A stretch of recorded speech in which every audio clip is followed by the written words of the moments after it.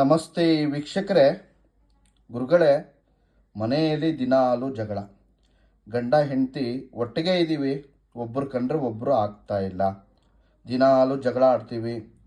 ಅವರು ನನ್ನ ಪ್ರೀತಿ ಮಾಡ್ತಾ ಇಲ್ಲ, ಒಂದು ವಿಶ್ವಾಸದಿಂದ ನೋಡ್ತಾ ಇಲ್ಲ, ನನಗೆ ಒಂದು ಬೆಲೆ ಕೊಡ್ತಾ ಇಲ್ಲ, ನನ್ನ ಸಂಸಾರ ಅನ್ನೋದು ದಿಕ್ಕಾಪಾಲಾಗ್ತಾ ಇದೆ ಅಂದರೆ ಇದು ಮನೆಯಲ್ಲೇ ಮಾಡ್ಬೋದು. ಮನೆ ಮದ್ದು.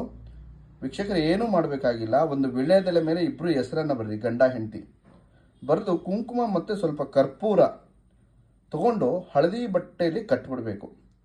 ಕಟ್ಟಿ ವಶಂ ವಶಂ ವಶಂ ಅವ್ರ ಹೆಸರು ಹೇಳಿ 108 ಸಲ ಹೇಳಿ ನೀವು ಮಲಗುವಂಥ ದಿಂಬಿನ ಕೆಳಗಡೆ ಇಡಬೇಕು.